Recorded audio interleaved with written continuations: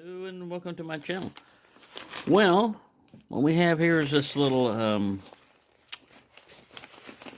stove, and this is a canister. It's a butane canister. This is about the size you carry. I don't know if it's 220 grams. So already you've got, like 7.5 ounces, 7¾ ounces. And then here's a little stove set. We've got this little pouch. I added this Bic lighter, but this one came with these cool little folding fork and spoons,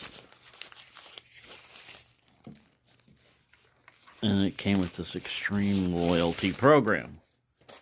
I mean, you're extremely loyal. Comes in this nice little plastic thing. Let's see, I have a Peak 1 that I bought a while back, and I put it in this. We'll get to that one later. The advantage of this one is it's more compact. This is a little spring-loaded thing right here. It has its own little piezo igniter, so you don't technically even need a... and the canister acts as a base for it, so you don't even really need to carry a lighter with you, but it's always good to have backup. All right, let's see if I can get this thing on there. There we go.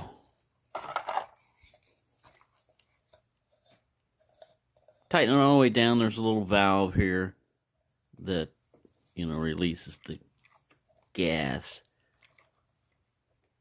I'm going to get it all the way down tight. Then you fold your little winglets out. Winglets fold. Let's pull one over. Alright, we'll see if we can hear a hiss. Oh yeah, I hear a hiss. I probably should have checked that was all the way off when I first did that. You might get a psh. Alright, we can get the background here. Alright, so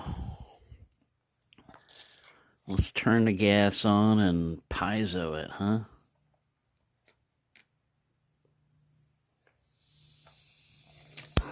Whoa!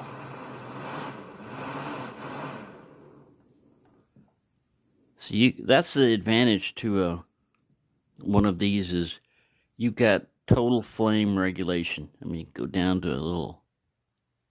Let's see how low we can get it. Pretty damn low. You'd be hard-pressed to do that on an alcohol stove. I mean, you might fidget around with your opening.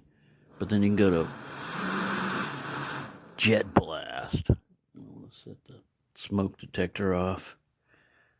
Yeah, so that's pretty cool. I like that one. We didn't get it too hot. Let me just fold this guy back up. Unscrew him. Ow, ow. Now that part got hot. I knew somebody was going to get burned. You play around with fire, you're gonna get burned. Alright, we'll set you over here by the fire station. Now we might burn Boris. He'd be pissed. Alright, we'll just stand you up like that, okay? Now, on this one, the Peak 1, it doesn't have a...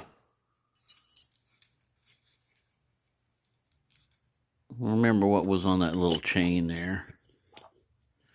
Probably want to remove that. Maybe not. Let's see. See if you leave it on there.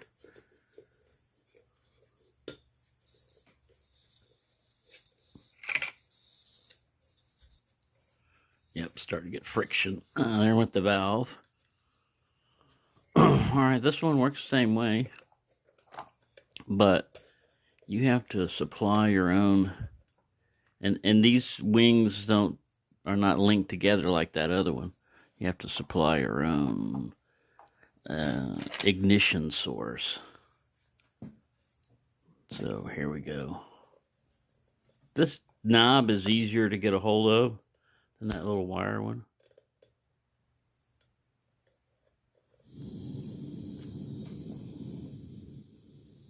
Different kind of flame pattern. Very easy to regulate down low, really high.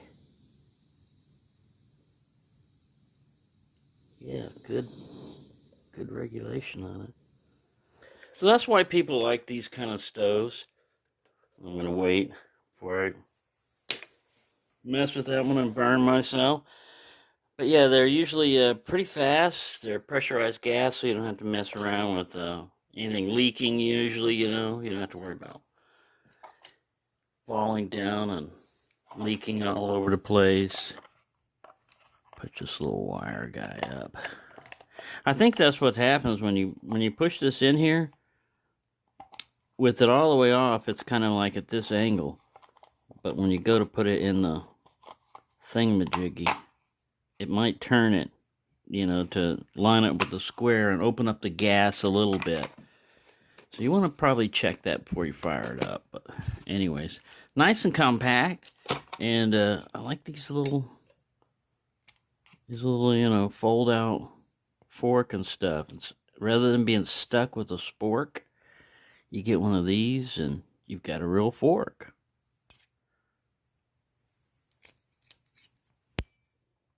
And the disadvantage of one where, you know, you've got one that's got a spoon on one end and a fork on the other is if you're eating something, you're stuck, you know, to either a spoon or a fork. And if you're trying to use both, then this one's got all this goop that gets on your hand while you're eating, gets in your palm, and you're like, ah. Well, if I wanted to eat with my hands, I'd just eat with my hands, you know. So yeah, this is the way to go, I think, on those.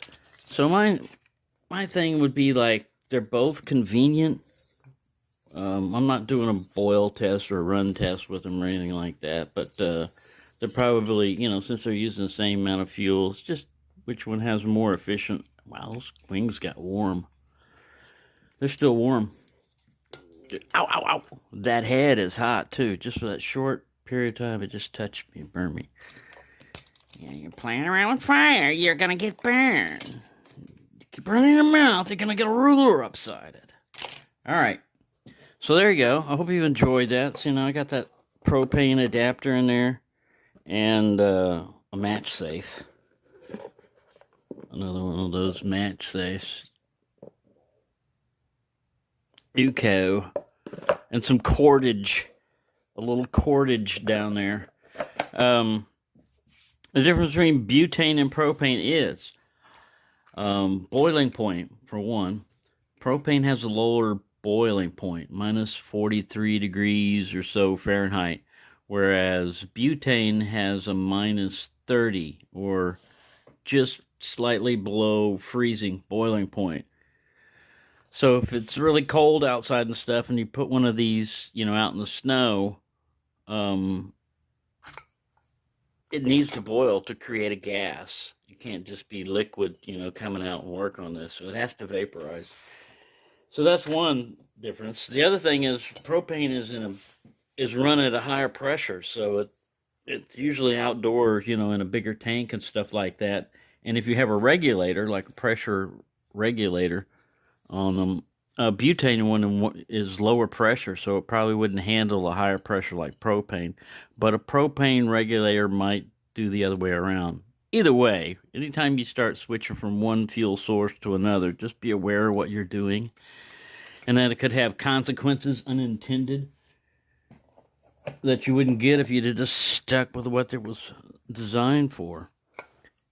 There you go. Hope you enjoyed that. I'm going to do another Fatwood Friday thing. I just got to get around to it. Thank you for watching, and have a nice day.